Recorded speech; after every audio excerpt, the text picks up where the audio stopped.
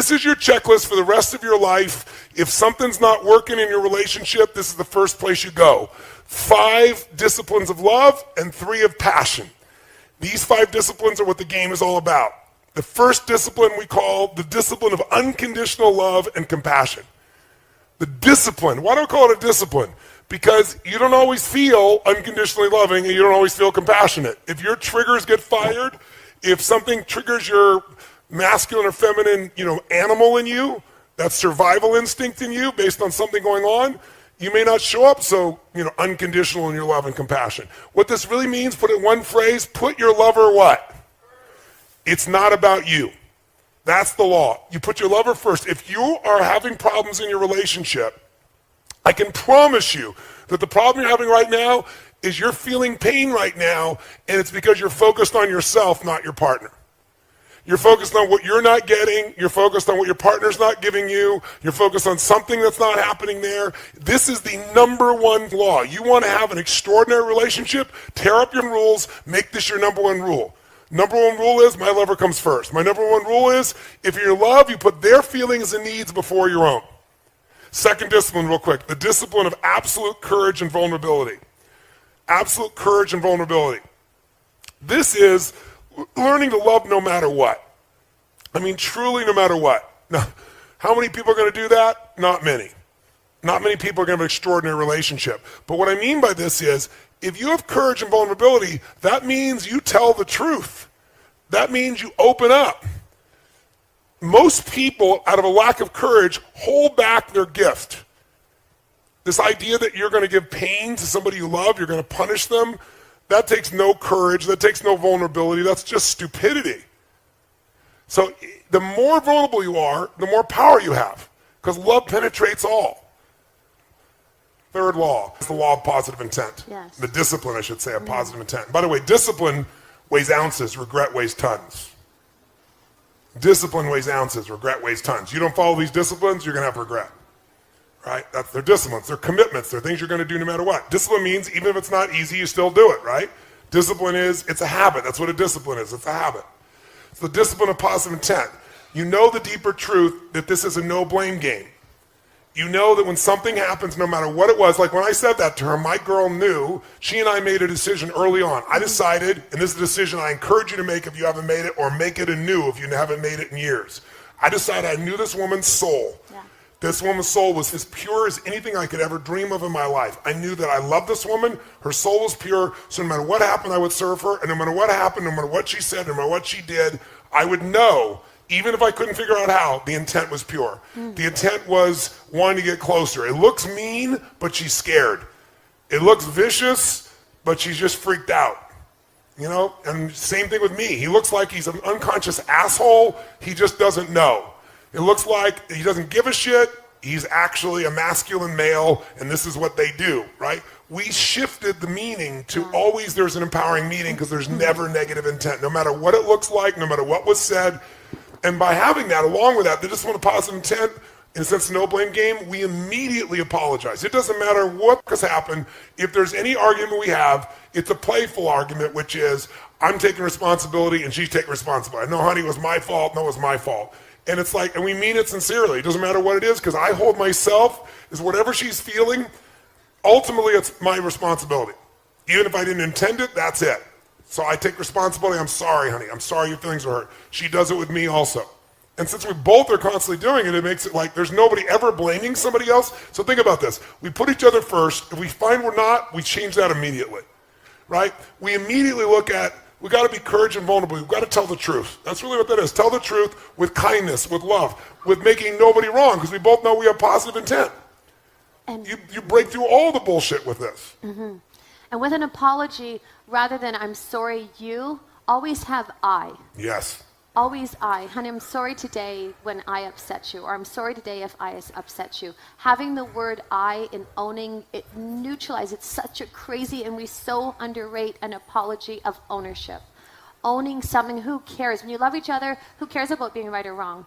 And if there really is an unconscious action, and even if it wasn't your intent, even if it wasn't unconscious, even if it was a misinterpretation, who cares?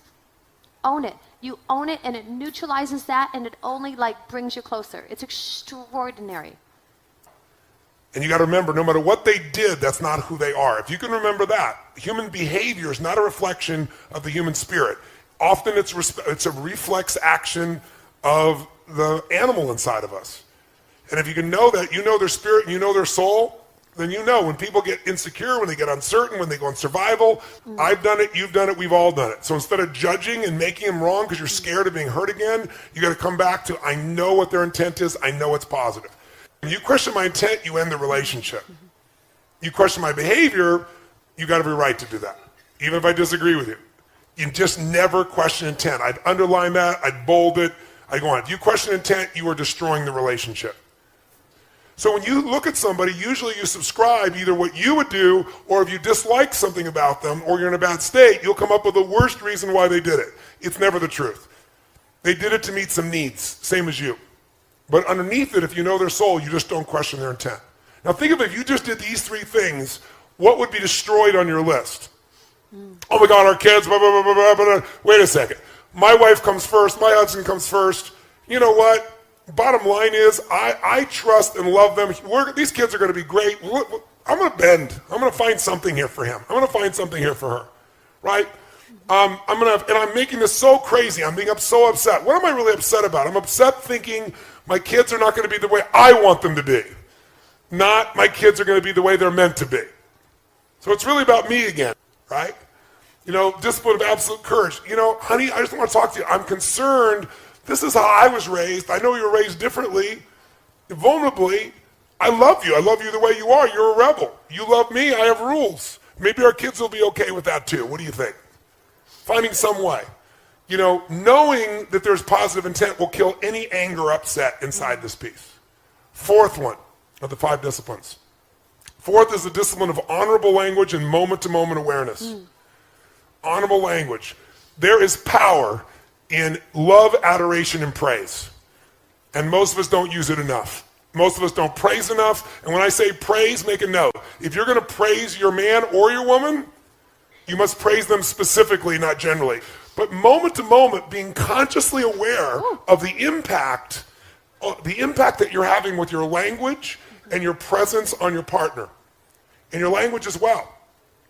Body language, words, deeds. It's knowing you have an impact and seeing that impact. You know, if I'm doing something and I look over and I see my girl is not in a great place, I don't continue. So what happens for a woman to understand is we get information in, and if we hear a word, words go into that file in our brain, left hemisphere. Emotions go on the other side. But when you say a word to a woman, it hits both hemispheres. It's like if I asked you, where were you on, you know, the 11th of August in 2001? But if I asked you, where were you on 9/11? How many remember exactly where you were in the room when you heard about it, or you were there, you saw it? Because information with emotion is remembered forever. And for women, words that you say mean a lot because they determine whether she's pleasing you or not. And those words get connected to emotion, and you might just be saying things, because guys say things all the time, right? And when you're that upset, gentlemen, there's nowhere to go. You're never going to hurt that woman in a million years. So the only way to let go of some of the pressure is yell or scream or use some words. But then she takes those words in and she's hurt by it. And here's a trick. I'm married to a very passionate man. He's married to certainly a very passionate woman. And we made decisions. Never, I hate you. Never, I'm going to leave you. And not F you. Tone will say, F, F, F, mother F. Like, I mean, it can come flying out of his mouth and have such a level of intensity. But F, for F's sake, whatever that might be is different than... Never to you. That, and one other big one I'll give you is, if you ever threaten the end of the relationship, end it. Yeah. Because if you ever threaten it, when people go to put their button on the button, you know, just to threaten it because they're so frustrated, the moment you do that, somewhere in the psyche of your partner, they think, oh my God, they could leave me, and I gotta have to do this first. And so they put their finger on the button, and all it takes is enough times of doing that, enough years of doing that, and one day somebody will push the button. If you are committed to the relationship you're in, ban for life. Yes. For multiple lifetimes, for those of you who are going to come back 6 and 7 times like some of the people here did. You ban for multiple lifetimes. I will never, ever, ever threaten.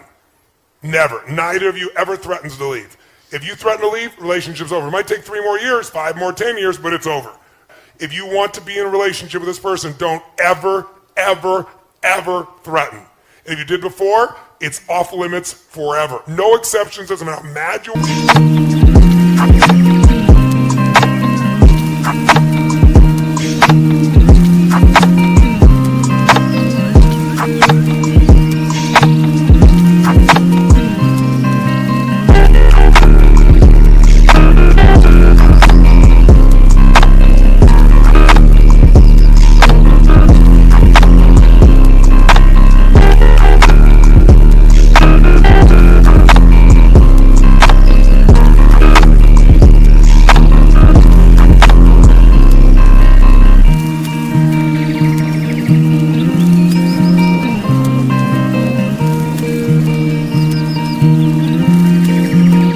angry you are, sad you are, never. You're not unconscious with your language, you're not unconscious with your deeds, you're aware of the impact and you correct it immediately. You constantly realize, I'm pissed off, I'm hurt, I'm sad, it's about me. Let me step out of me, I'm into something bigger here. Right? I'm not about that, I'm about something bigger. It's what do they need? Let me step in there. You do that enough times, it'll become a habit. And finally, number 5, the discipline of giving freedom. Giving freedom. Men live for freedom, women need it also. But it comes in different forms. And it's the power of forgiving, forgetting, and flooding. Forgiving, forgetting, and flooding.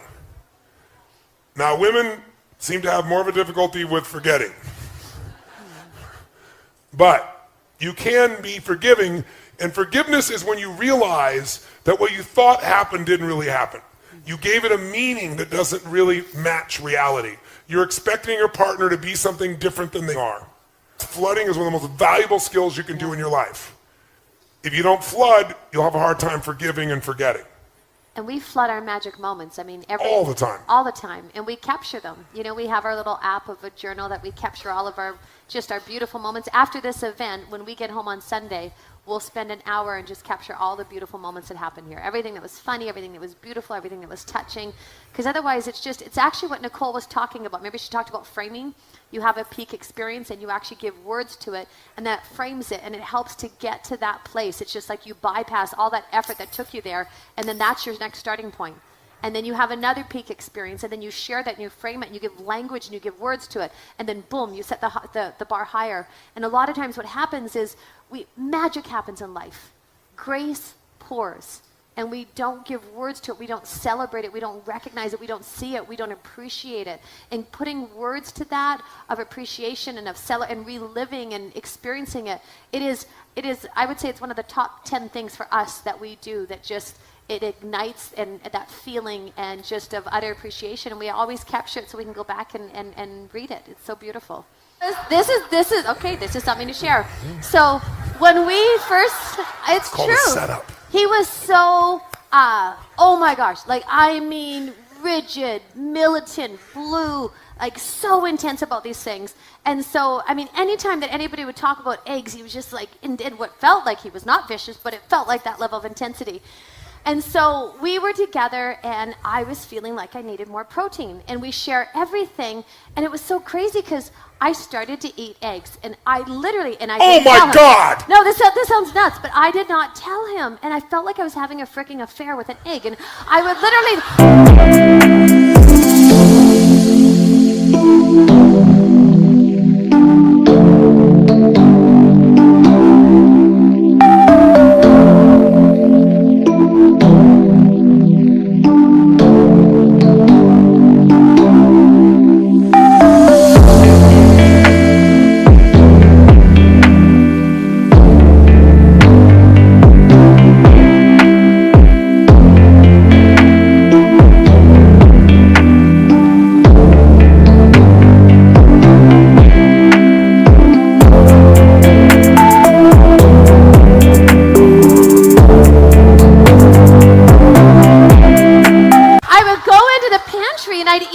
And I'm like, this is nuts. Like, this is crazy. It seems ridiculous. You're nuts. And it sounds nutty. But what was like, and I put so much energy into hiding my egg eating, and then it got to the day where I was like, this is outrageous. This is just out of hand. And I sat him down. So she finally came out. Finally told him. She shared me the affair she'd been having with eggs. And I was crestfallen. It's crazy. I still hate him. He does. Still hate him. Like, He does. And I still eat him. I love breakfast. I love my eggs, and I love my breakfast. I love her. Yes, So I love an egg eater. Now you know the truth. Yep. So we disagree completely, but we love each other. So that's how you balance it out. You get it? You get it? You put love first. You love more than your rules. And it makes you a better human being because it opens you up, because lots of things we're making life and death that really aren't. They really, really aren't.